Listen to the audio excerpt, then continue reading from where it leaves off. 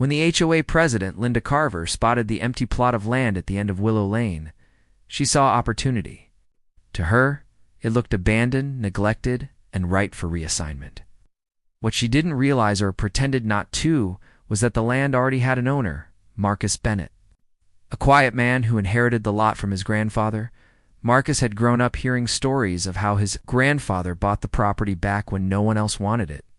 Though Marcus lived modestly in a small bungalow across town, he always kept up with the taxes, filed paperwork on time, and made sure the deed stayed in his name. To him, it was family legacy. To Linda, it was a waste of potential. One day, construction crews arrived.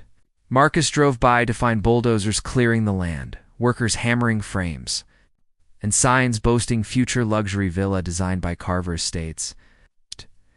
He pulled over, baffled, and asked the foreman what was going on.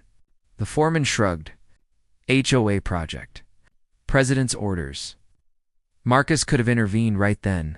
He could have waived his deed, called the sheriff, or filed an injunction. Instead, he did something no one expected. He let them build.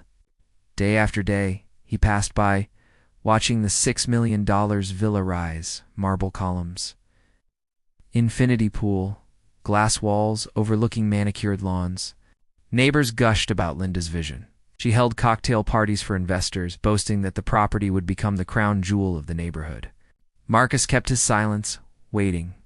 Months later, when the final coat of paint dried and the landscaping crew laid down fresh sod, Marcus strolled into the HOA meeting carrying a folder. Calmly, he placed the deed on the table. That villa. It's on my land, he said, and everything on my land belongs to me. The room went dead silent. Linda laughed at first, certain it was a bluff. But when county records confirmed Marcus as the sole legal owner, her face turned pale. Lawyers descended, but the law was clear. Improvements built on someone else's property belonged to the property owner, by letting her complete the villa. Marcus had just inherited a mansion he hadn't spent a dime on. News spread like wildfire. HOA president accidentally gifts $6 million villa to local man. The neighborhood buzzed with schadenfreude. Linda tried to sue, but the courts dismissed her claims. Investors demanded refunds. The once proud HOA president packed up her things, humiliated. Meanwhile, Marcus finally moved in, swapping his bungalow for a villa fit for royalty. When reporters asked how he pulled it off, he just smiled. Patience, he said. Sometimes the best revenge is letting people dig their own foundations right on your land.